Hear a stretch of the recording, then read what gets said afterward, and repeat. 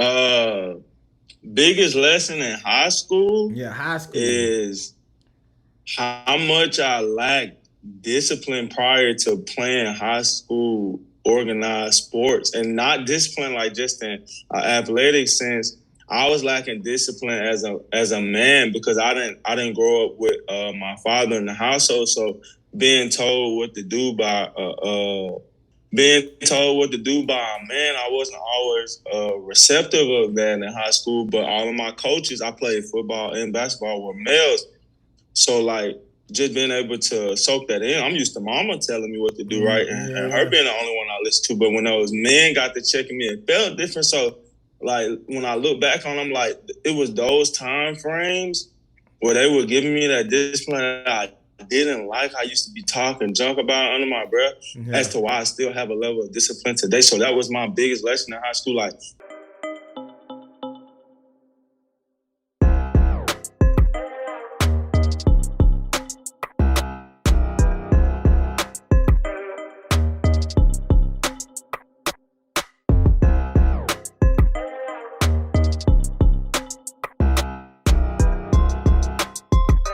Yo, what's up, everybody? It's your boy Armand back again with another episode of Big Boss Talk, the podcast. Listen, I got another exceptional guest. Top tier guest came by recommendation of my homie Alkia, with our homie Alkia. Shout out to AC Mitchell. But you know, I can't wait to get into this guest because he's doing a lot of things differently than the rest, right? You know, he was talking to me earlier. He was like, "Man, listen, it's good to see, he was saying it's good to see me in this lane where it's a lot of build, but I want to shout out to him. Like, it's good to see him in his lane where it's where he's doing a lot of things different, giving a lot of knowledge different, and the content is just coming at us a whole lot different. And I want to shout out to him for even stepping in that lane and giving us the opportunity to understand more about what he has going on. But before we get into it, let me give y'all who I got, right? So I got Jodie, aka King J, age 29. Career job. Got Jodie King J, age 29, career/job. He's a businessman/entrepreneur, college degree, associates in art /career certificate in nursing /commercial trucking driving. So my man's been doing everything. He has knowledge on a lot of different areas, and we're gonna tap into all of that. Years in his profession, 6. Hey man, Jodie, say what's up to the podcast, bro. Peace to the beautiful people, all the kings and queens, goddess and goddess out there. I appreciate this opportunity just to be a part of greatness, man. I appreciate the introduction as well. Yeah, no doubt, man. So listen, before we get into it, we can't go no further than 2 truths and a lie. So I hope you got your 3 statements ready, and I got to guess a lie. So let's go ahead and get into it. All right, so 2 truths. All right. Oh, I'm sorry. 2 truths and a lie. Yeah. We have to chase and grind for sure. We have to chase and grind for every dollar that we make. Only believe 10% of what you see, and health is wealth. Those are 3 statements for you. Got you. Health is wealth. I think that's true. I mean, I've ripped. You know what I'm saying? Health is wealth. I think when you're in shape, you know what I'm saying, you just kind of feel a lot better. You're in a better mental space. Naturally you got a lot more confidence, so you're able to step into a lot more rooms and be able to present yourself a certain way, so money can come at you that way. So I definitely believe health is wealth. Believe 10%. Only believe 10% of what you see. Only believe 10% of what you see. And then the first one was, we all have to. The first, go ahead. We need to grind it out. We gotta get our money. Yeah. Okay. Which one to lie? I mean, I think the first one is true. Like, you definitely gotta grind this mug out. You know what I mean? Like, you gotta grind it out. Get this money. But then you said believe only 10% of what you see. Dang. I feel like that's true too. Like, people give facades, all types of stuff, man. Like, you can only believe. Alright, so I'm gonna believe grind. I'm gonna leave the first statement is a lie. Like grinding it out.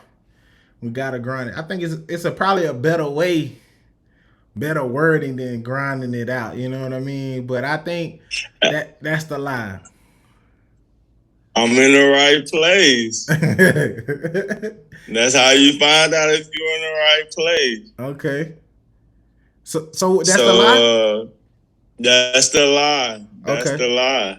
Bet. The truth is definitely to only believe 10% of what you see.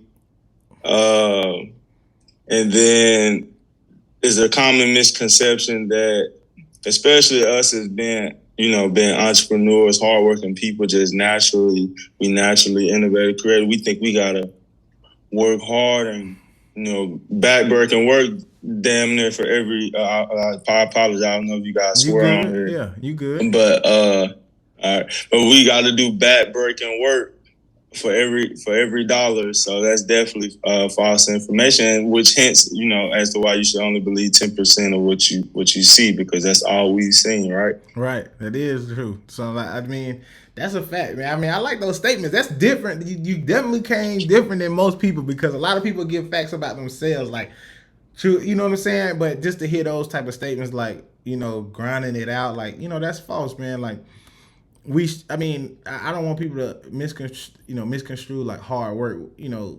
Like hard work is different than just like breaking your back. You know what I'm saying? For every little inch of dollar, knowing you probably worth a lot more than just than what you're being paid to break your back. So work hard in aspects of what you want to accomplish, as far as like your dreams, aspirations, being in the right lanes, knowing your value. I would say that's where you work hard at. But then also, like you said, exactly, those two truths at the end were deep, because it's like only believe 10% of what you see. Like a lot of people get caught up in like Instagram and everything, and they think that's 90% of people's life, what they see. But it's really not even. I would believe Instagram is probably not even 10%. You know what I mean? It's more like 2% of what's real. You got to kind of be able to decipher, what's real, what's not. Do you feel like that's the case in this generation right now, as far as like just really like? Yeah, we in the testy times. Yeah. Being one of the new school leaders of the new school, as far as the conscious community is concerned. Yeah. Like you have to be able to reach people on a level they can understand. That's what makes great teachers great. Mm-hmm. So to a degree, it is a good tool to have, to be able to do that, meet people on level. But absolutely, you are correct, King. Just your ability to be able to distinguish, massages, illusions, and things that may not serve you or what have you, versus actual truth, knowledge, wisdom, things that we should be more concerned with. Right. Just depending on, the community. I know our community could stand to be more concerned on more constructive things at this time in life. Yeah, for facts, man. So, talk to me about, you mentioned something. You said more on the conscious community. You know what I'm saying? Like, obviously, people not gonna, you know what I'm saying? They gonna hear when you talk. Like, you don't, right. You know what I'm saying? Like, you obviously already different. You bringing something different mentally, right, to the game. You know what I mean? And there's nothing wrong with being able to, being around people that's different. Like, I like being around people that think different, right, because it's like, he probably knows something, right, that I don't know. You know what I mean? And it's like, let me take, right, something from him. That's me too. You know what I mean? But that's me too. I think that's why we connected instantly, man. Yeah, you know what I mean? So it's just like it was an instant connection when we met for that reason. Like you probably learned from me the same day we met, and I learned from you the same day we met, because it was our ability to like connect with one another. None of us will never be the exact same, right? So everyone has to be able to identify what it is that they are like called to do, or what are they good at, what are their skill sets, what are their traits and qualities, what characterize them, like what makes them purposeful in life, right? Yeah. And sometimes it's a struggle to get to that layer of yourself because of all of the massage, mirage, illusions, distractions, whatever. Yeah. So that's where my baby company comes in at, because you saying I'm different and I'm speaking in a language that most people may not be able to come with. So that's why our brand, our baby business comes in at, and Kings and Queens Health is advertised as a health and wellness business, but we really pride ourselves just in getting you to that degree to where you can even be in this midst, in this bliss, like to be more present and more knowing of who you are. It starts with like simple things like changing what you consume mentally, physically, spiritually. What you consume, it all matters, right? Yeah.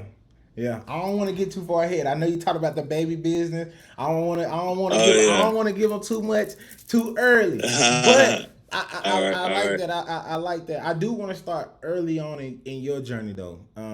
If you can give the people a little bit about where you from, and then also talk to us about what was your aspirations.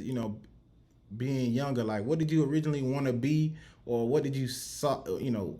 Like what career were you chasing at a young age?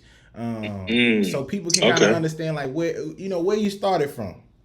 What shaped this person? Okay, so I started from as early as I can remember. I was a child that was like pretty happy, enthusiastic, athletic. So I was into sports really early on, and I stayed at it. It gave me discipline and structure.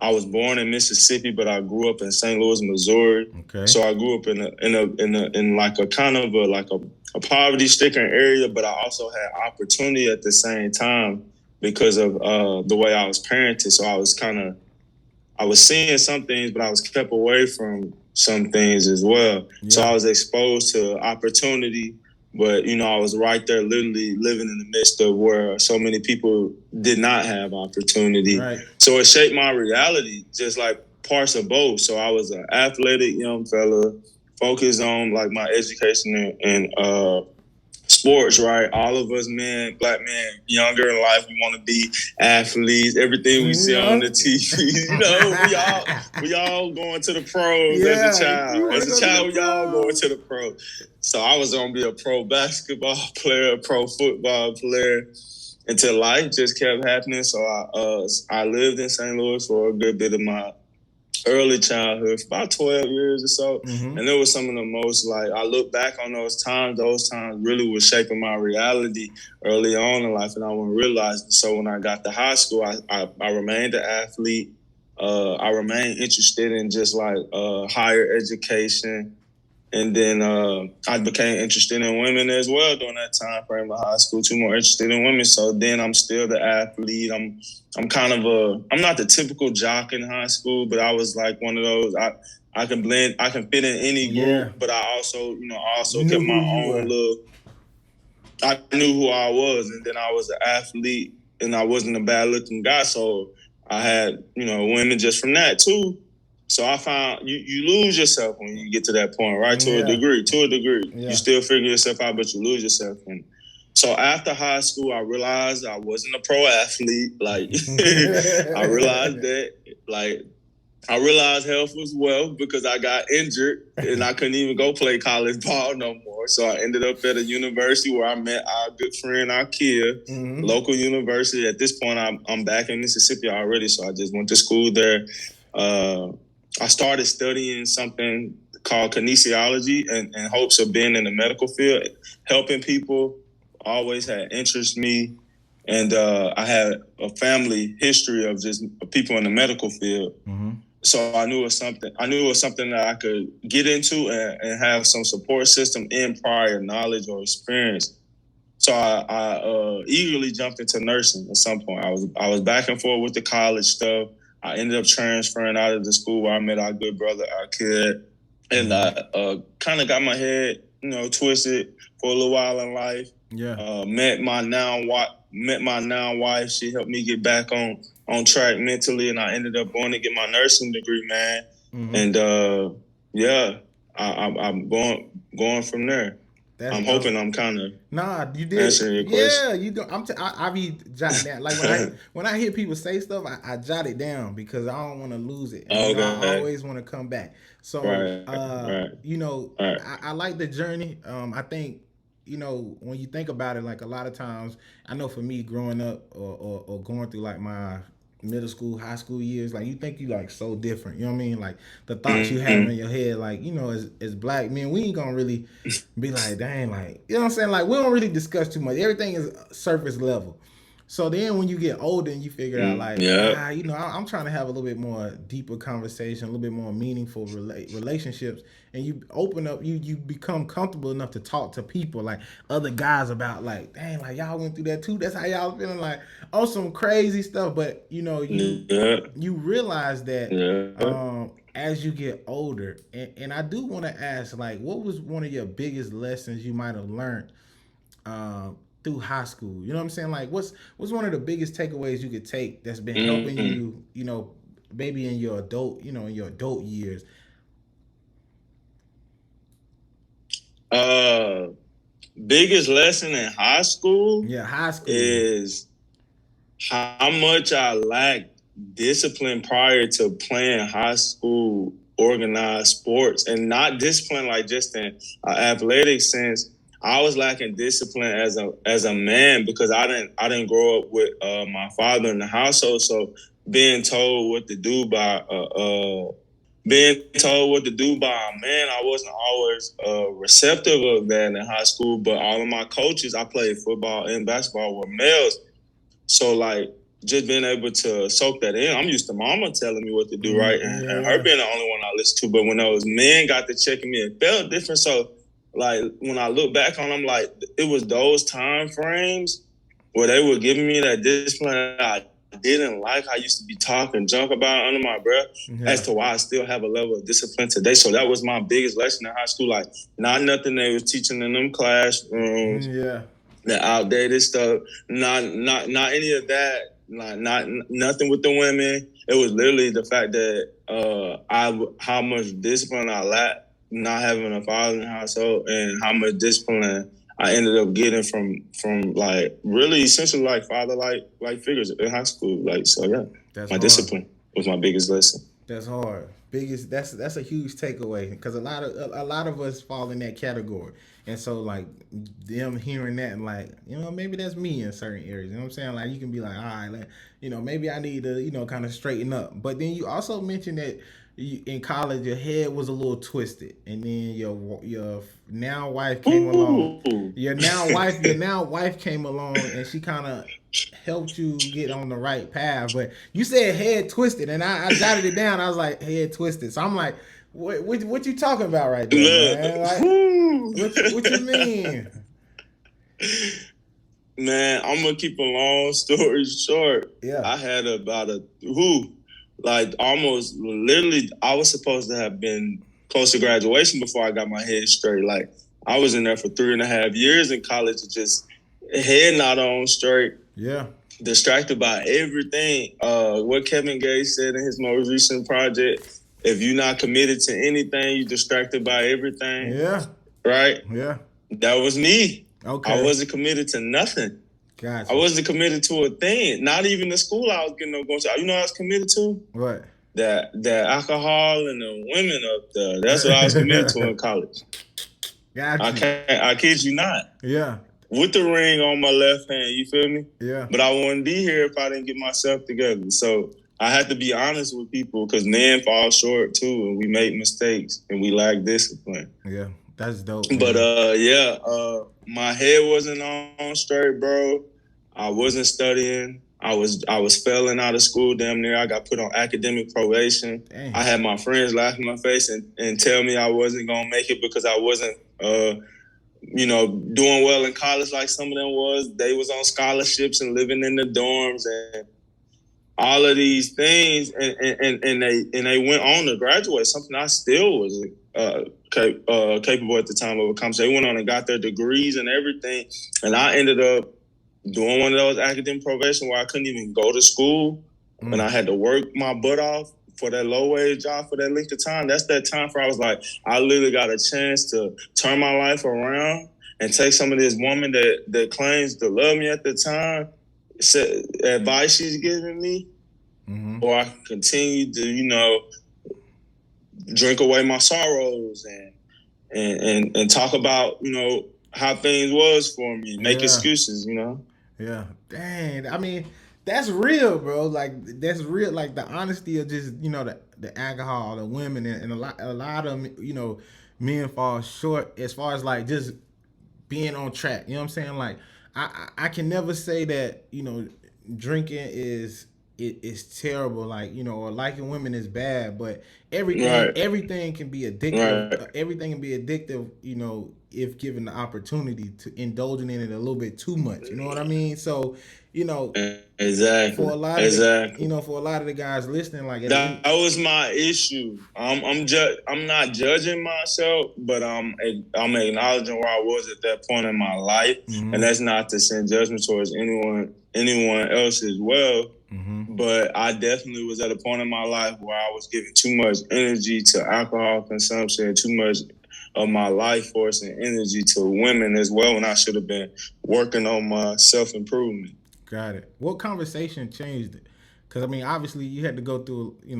It's almost. I feel like it was like I'm changing. You know what I'm saying? I'm changing, and then you kind of fall back, or maybe it was more like what I'm saying. Like it was a back and forth heavyweight title fight. You know what I mean? There's some tug and pull anytime you're addicted to anything, whether it be because I'm in the medical field too, right? Right. So I understand addiction a little bit differently. But even prior to being in the medical field, addiction is one of those things where there's going to be tug and pull, especially when there's no clear path to fix the problem, right?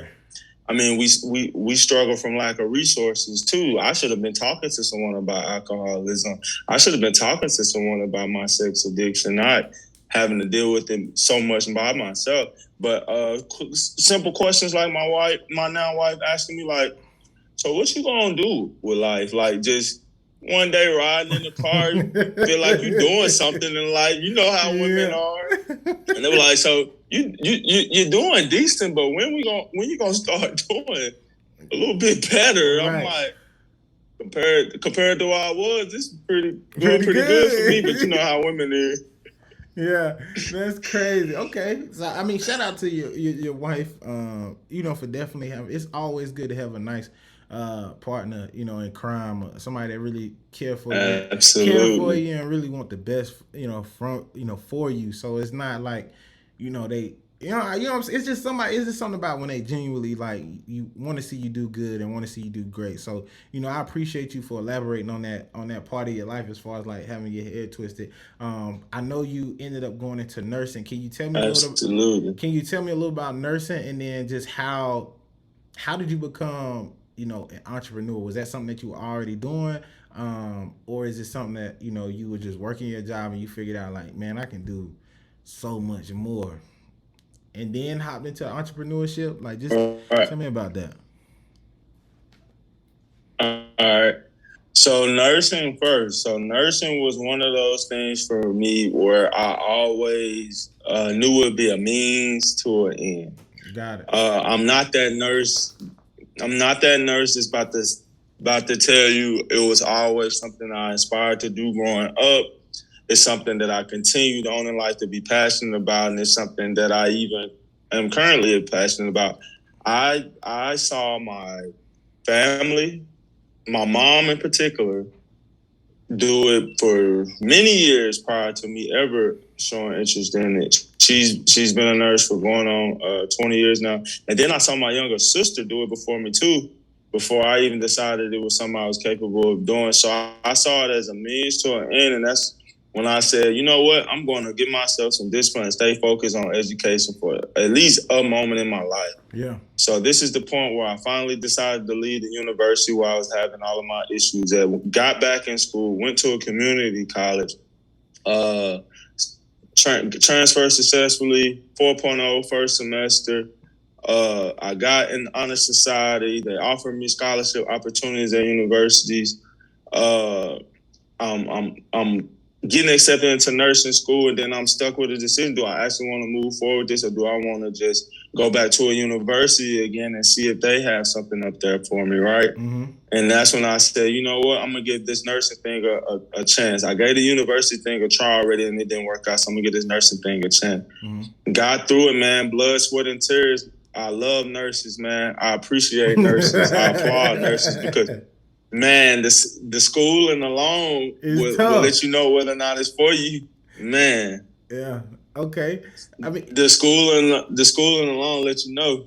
Yeah, that's tough, man. I got so many stories about friends and just people that I know that get into this medical field, and it's like it's like one of the most, you really get tested. Like, and I was talking to somebody before. I was like, the schooling is just a weed out process. Like, that's all it is. Like, it is, because some of the curriculum and all that stuff. Tell you. Yeah, they tell you. It's just a weed out process. Like, are you really? We're gonna weed the weak out, and we're gonna keep the strong. And so for anybody that can persevere through like academia of being like in the medical field, I'm like, shout out to y'all lawyers, shout out to y'all. You know what I mean? Like, just people that go crazy. So I really like that. Man, nurses, doctors, lawyers. Word. Respect at all times, bro. Yeah. So and then so we went to nursing, you know, got that going. Can you tell me about your experience, you know, just being a nurse? Like, what did you learn, you know, on the job? Like, what did you take away? What could you take away that's helping you right now, you know, and what you got going on? So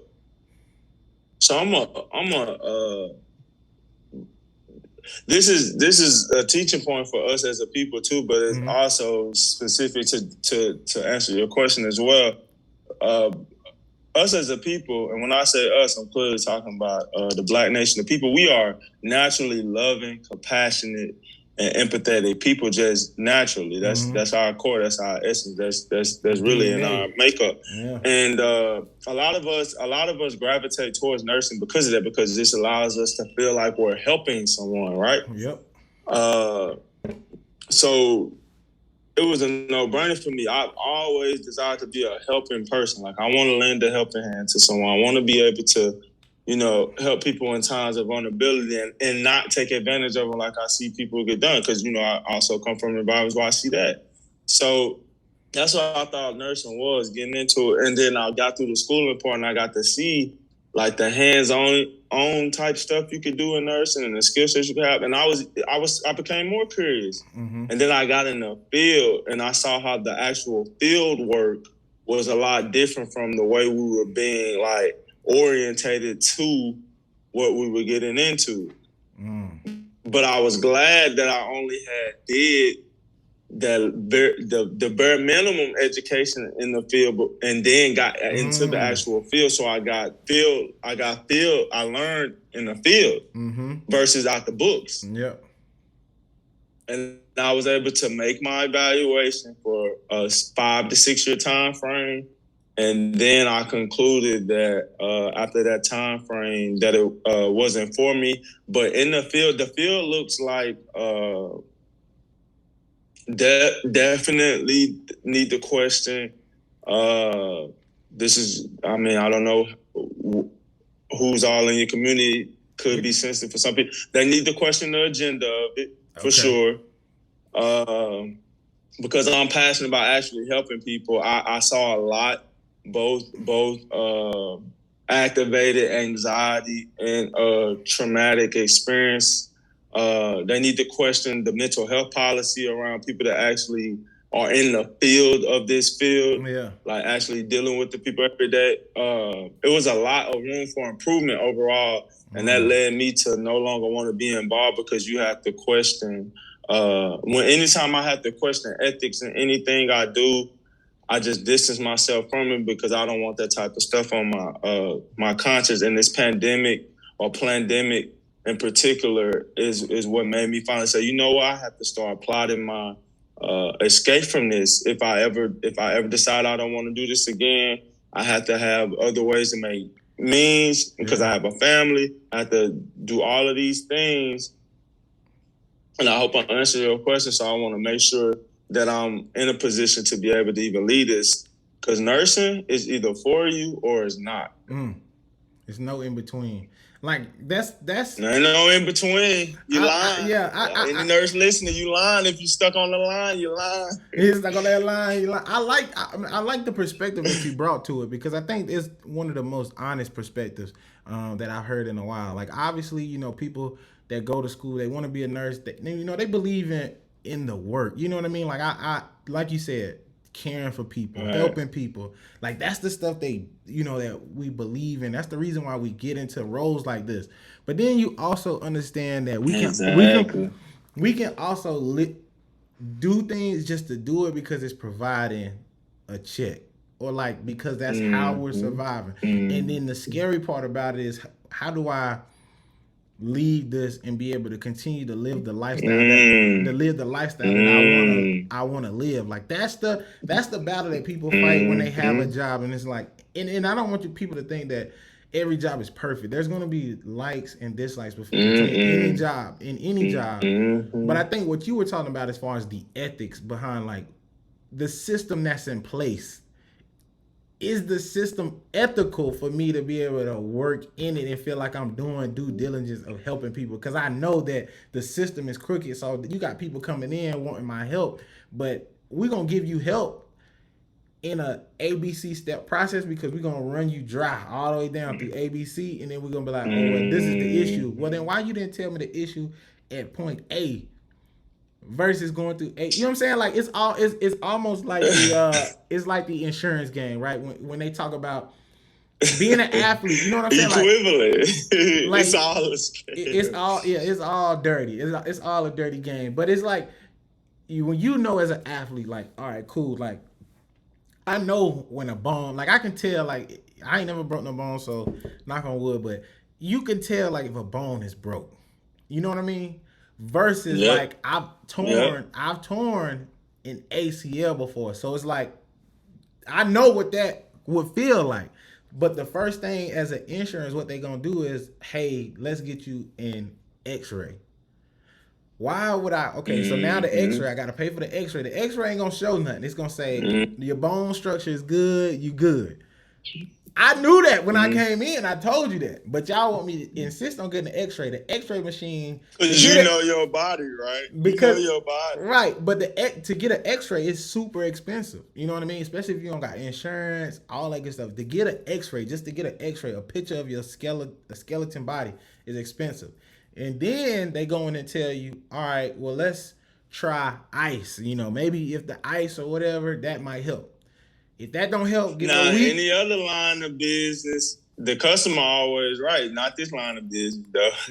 Right. But then they wait super late to give you an MRI, which then goes into the details of if you tore anything as far as, like, tissue, anything like ligaments. But it's like, why, bro? If I told you, if I know, like, all right, look, I don't think it's a bone is broke. You know what I'm saying? Like, I know my bone not broke. I know what that feel like. Right. Please give me an MRI first. Let's not go through, spend money on this and then gotta spend money on that. Like, that's the game I'm talking about as far as, like, ethics and stuff like that, which I'm pretty sure you know for sure. But like I said, I think your perspective and what you gave as far as, like, being a nurse, you evaluating your purpose in life and just understood that this role, even though it sounds good to a lot of people, like being a nurse, helping people, at the end of the day, when you get into the nitty gritty of it, it's not, sometimes I don't think it's what people think. And I think, but I think being in the medical field, I think they need to offer, like, internships before people finish their schooling. Like, some type of, let me shadow, let me come into these places, offer these intern. Kids. Go ahead. Excuse me, I'm sorry, I didn't cut your words. Nah, you good? What you was about to say? Internships for sure. I was agreeing with you. Number one, internships need to be offered, and less times in front of those outdated books and more times in the actual field. Because in nursing, I don't know if you understand, but I understand that you spend a certain amount of time just doing the skill set, hands-on physicality parts of the industry you're getting into in preparation for that being the bulk of what you're doing.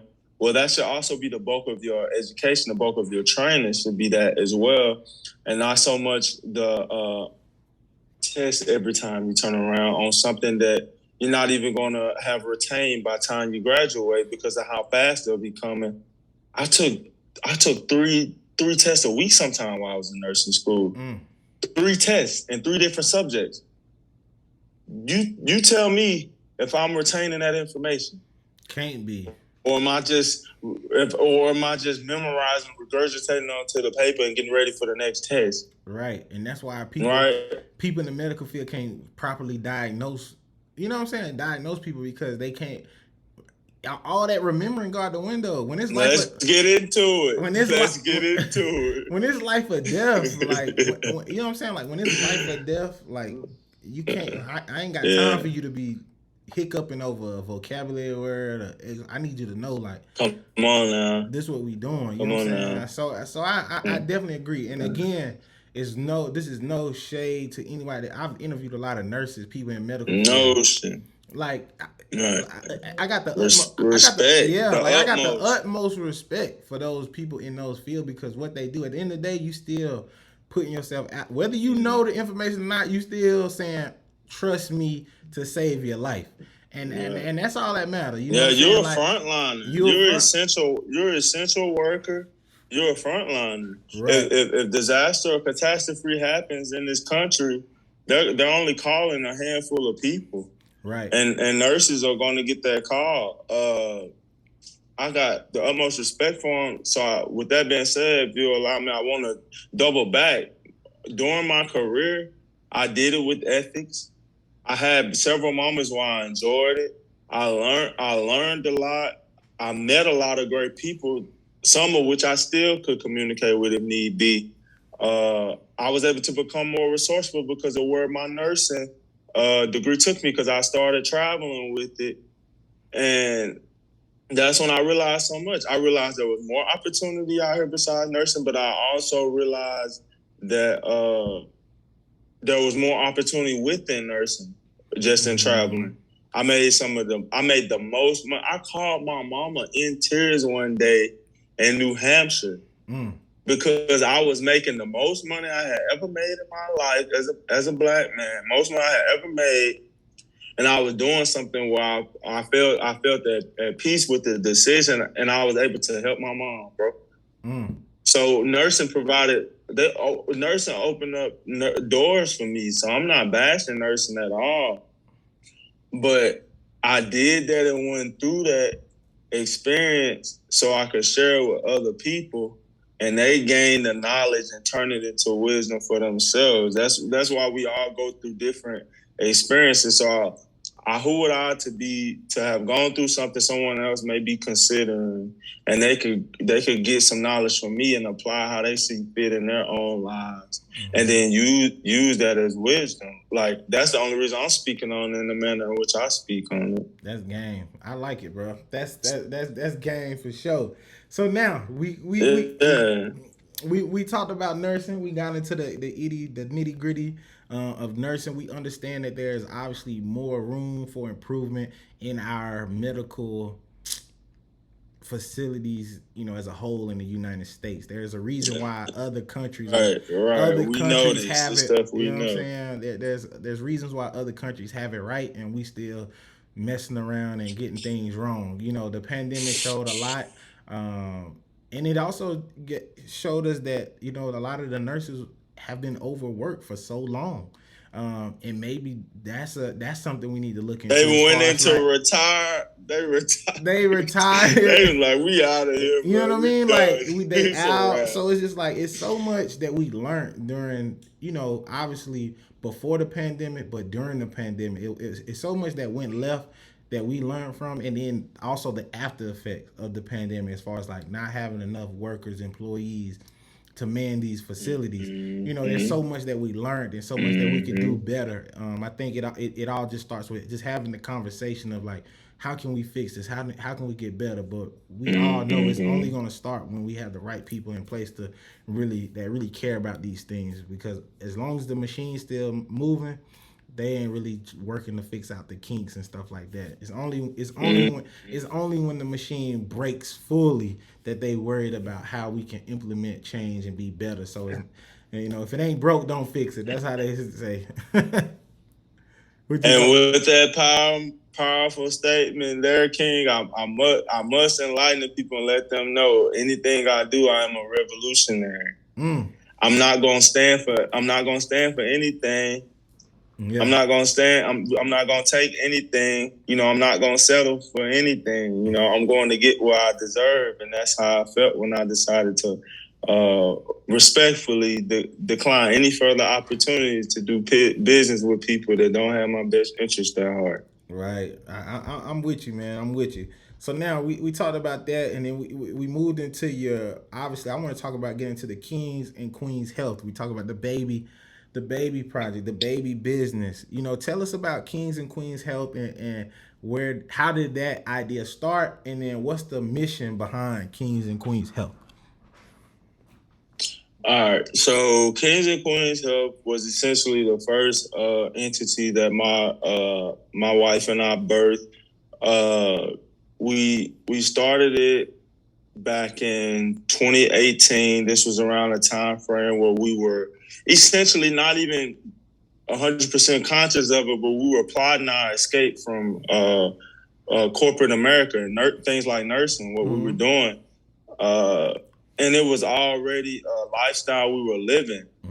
It was based around a lifestyle we were living. So we were inspired. I was inspired personally by friends and family that had brought up the late, great Alfredo Bowman, better known as Dr. Savy, to me. They brought him to my attention originally.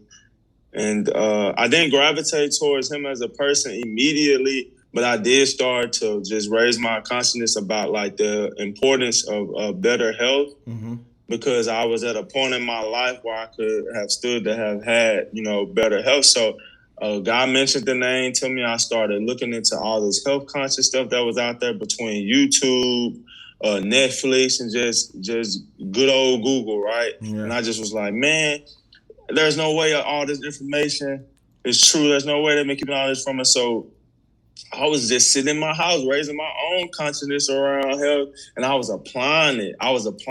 Yeah. And then I had started the travel nursing. So I'm in my zone now, because now I'm not distracted. I'm away from people, and I'm doing my research on something, right? Yeah.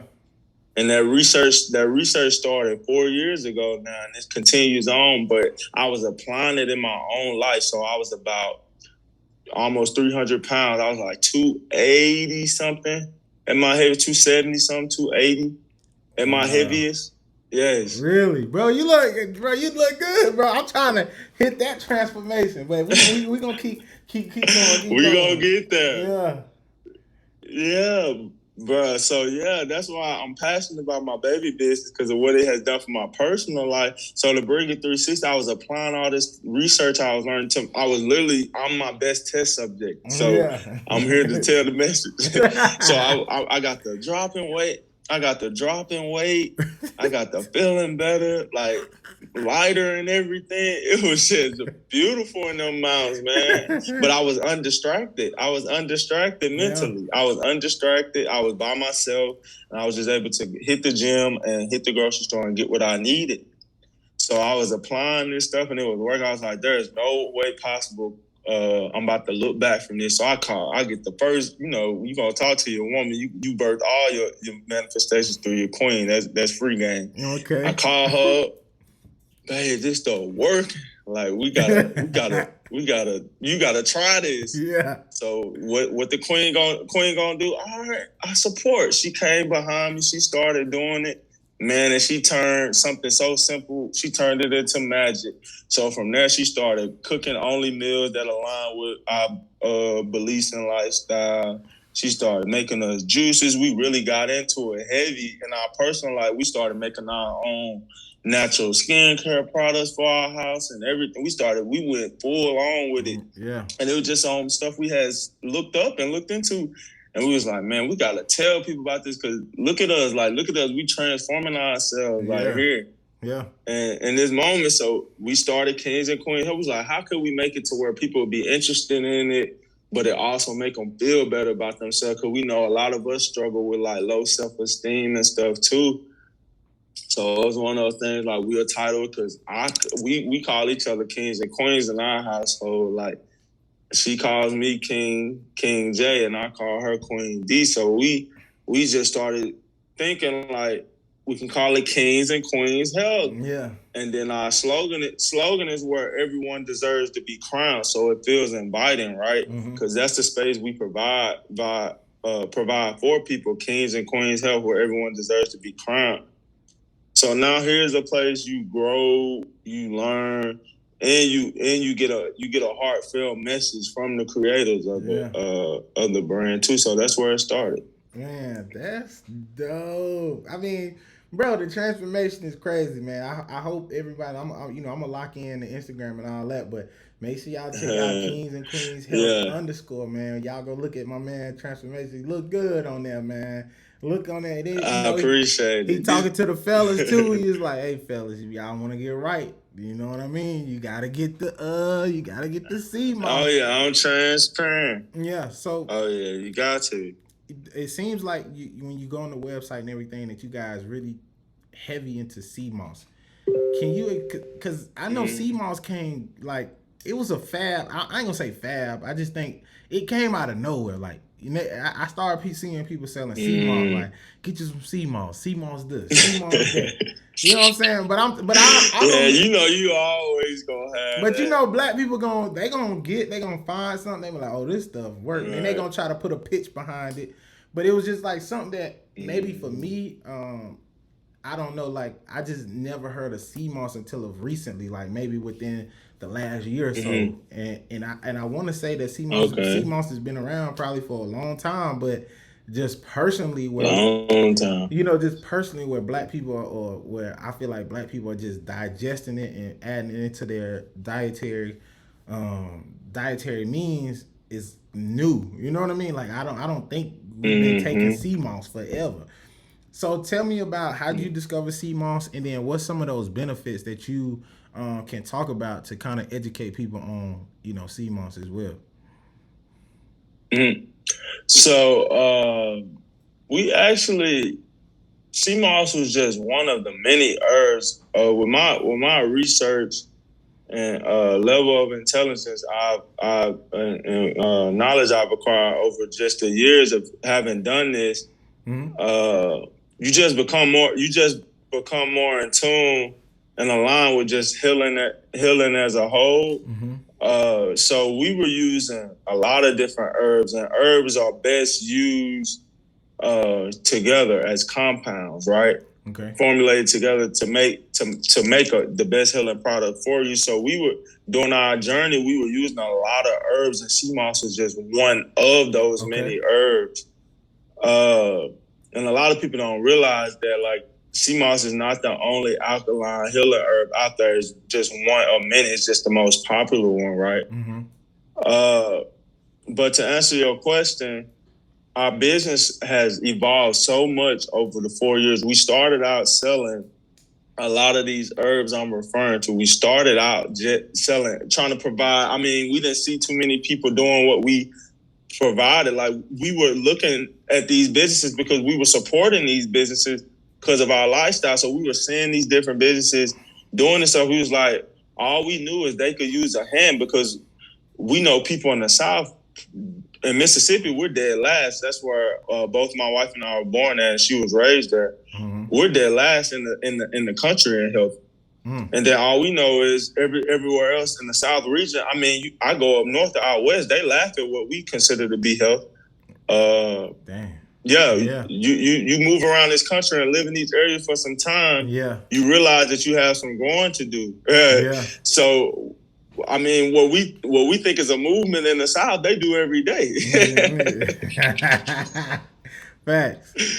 So anyway, I was like, this message is for the people. I don't care what nobody said. This message is for the people, and my people need this, damn it. So I'm going to the South with this. I'm targeting them. That's my target audience, and that remains to this day.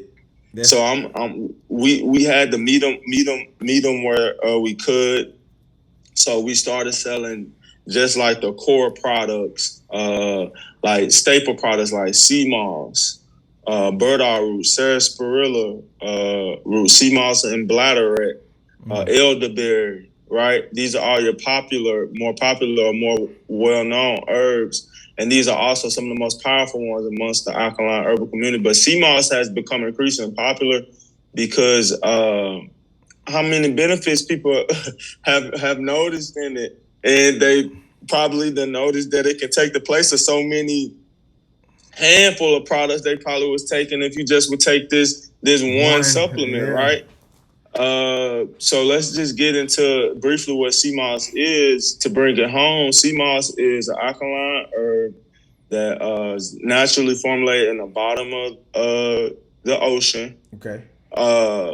You mostly only can find it in Caribbean or warmer climates, so you're only going to find it in places like around Caribbean waters. Mm-hmm.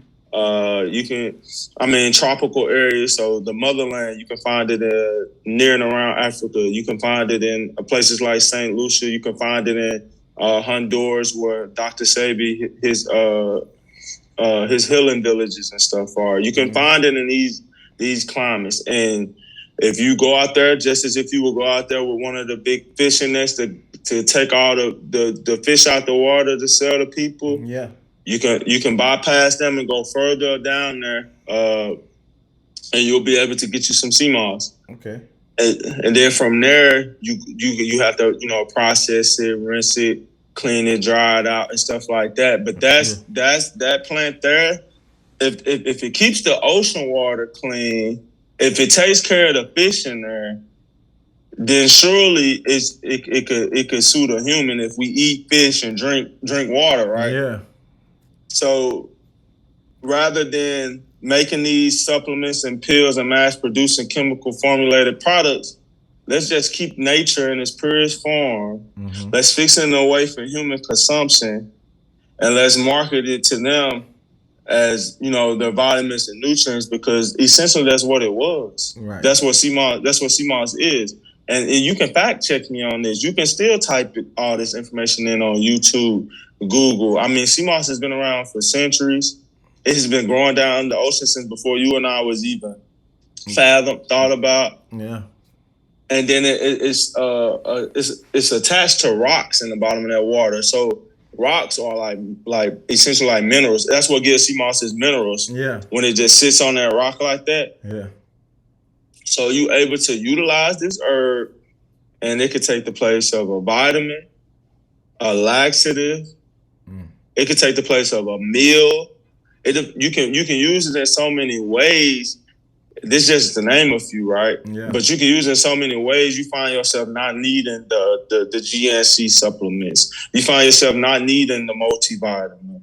You find yourself not needing the Biscadol, the Cinelaxative, the Ducasodium. I can go on all the chemical field products we keep in our household. But you find yourself not needing this because now you found something natural occurring. God made, like a lot of us like to be, call ourselves, be spiritually connected stuff. God made this. This grows naturally. You find yourself being able to use something God made to resonate with you when you have difficulties in your body. And that's what we did. We started aligning ourselves with only things God made. That's hard.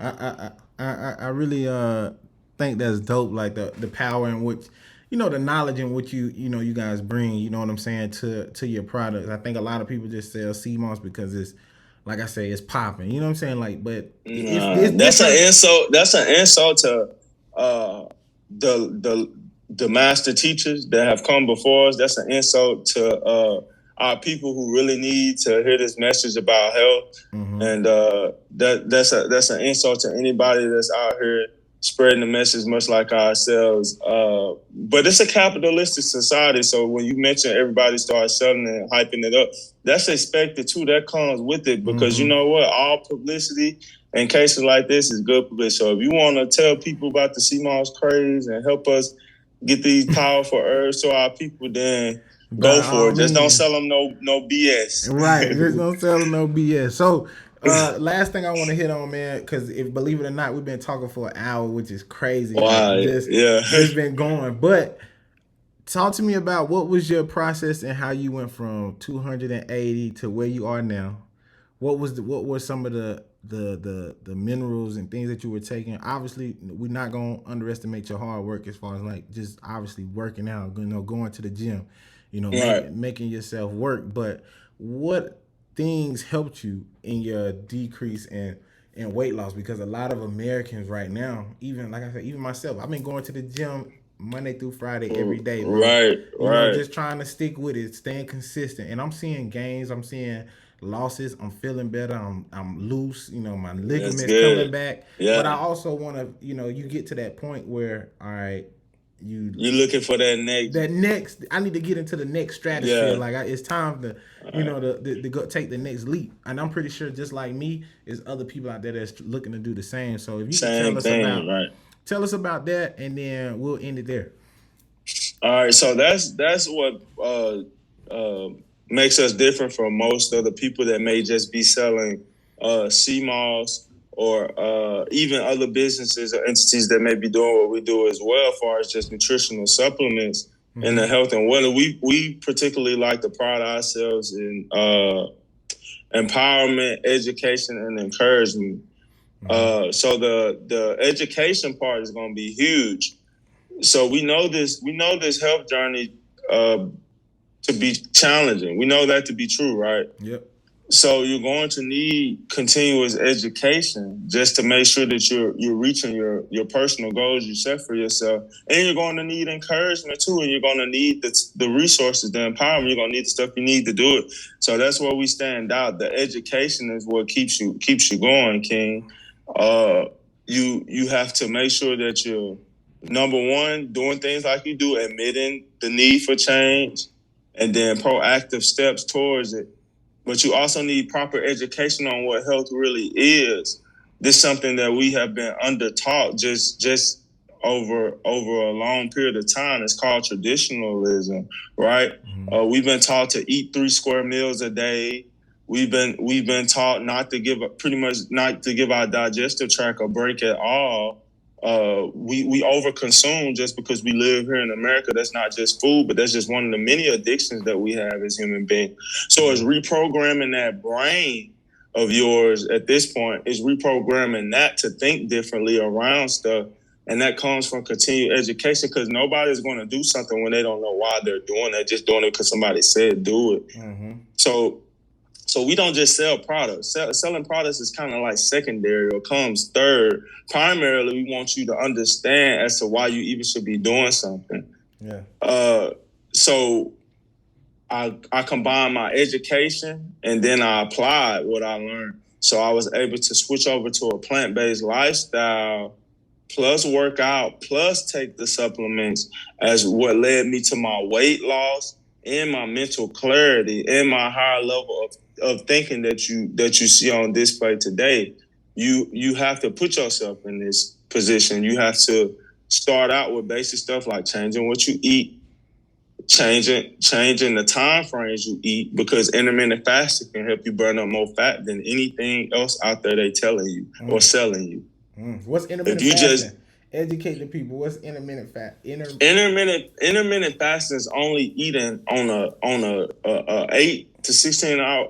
I like to do the 16-8 because it's easier for most folks. When we think of concepts, you want people to know that eating is not the first thing you do when you get up. And you want to know eating is not the very last thing you do before you go to sleep. So the 16-8 keeps people like that. So you go 16 hours a day without eating, and you only eat for 8 hours a day. So you don't eat. Can you hear me? Yeah, I can hear you. You don't eat until noon, but you don't eat after 8 p.m.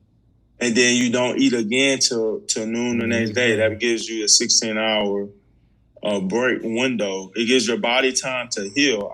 Our body goes in a natural healing state at 10 p.m. every night. And to assist that, you don't wake up and stick more stuff you don't need in your body. You wake up and drink water. Key lime, take your herbs if you need something to nourish your body, and let it detoxify from the day before, and go get you a workout in, or go read a book, do something to stimulate your mind so you're not thinking about food. And then at noontime, you nourish your body with that first meal of the day, which needs to be fruits or something that's going to help replenish you, but also further detoxify you. So it's a process and a journey. We're not selling you none of that. That slim fat, get slim real fast, real quick, right quick stuff. None of them lies. None of that. We speak truth over here. Yeah, okay. I like it, man. Listen, bro, I learned again another night, a day of just learning and gaining I love knowledge, it. man. I really appreciate you, man, and I appreciate your time for explaining Absolutely. and going through your journey and being as transparent as you were. Over here, we wish nothing but success for you I guys. appreciate it. We want you guys to continue to prosper and your purpose and how you guys walk in life. And if there's anything that we could do to help, we're always open to helping. And I ain't forgot. I know I still got to go grab my Seamoss. Don't kill me. I'm coming. I gotta get it. But, at this point, man, you're a brother in arms, much like our kids. So just feel free to pop in on us. We'll gladly get you and your family what y'all need. That'd be dope, man. Thank you. And then I need 2 recommendations from you before you leave. So 2 people that you feel like could be a good fit for the podcast, can bring a lot of different perspective, and maybe just people that you think is dope. Do you have those 2 recommendations before we go? Yeah, I have people that I would recommend that I would love to be on your podcast. It depends on your reason behind it. Do you mostly like to focus on just highlighting other young enthusiastic entrepreneurs like us, or does it matter to you? I'm looking to talk to everybody in the world, man. Like somebody every career path with value and something to offer. Yeah, that's it, man. Yeah, I communicate with people like that regularly, so I definitely would recommend. I know 2 people for sure from my homeland that both are along the lines of making sure people stay healthy. They both own gyms. I would recommend them to your show. One of which both have successful gyms right in the same city, and they both brothers of mine. One owns a boxing and fitness type of lane gym, and then the other one owns like a personal trainer, weightlifting bar for the entire family type of gym.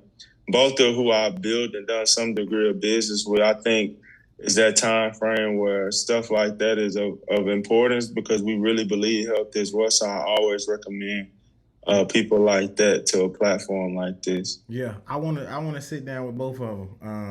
All right. You know what I'm saying? So if you can send me however they like to be contacted, Instagram, their phone number, whatever the case may be. I want to get the opportunity to sit down with both of them and chop it up. So just send me that info. Other than that, man, again, I appreciate you, man. It means a lot. And we done, bro. It's a wrap. I appreciate it. I appreciate your time, brother. Yeah, man. Thank you, dog. Well, I'm going to get up with you. Y'all have a good one, man. Y'all get some good rest tonight, and I'll talk to you. Absolutely. Peace, bro. Peace, man.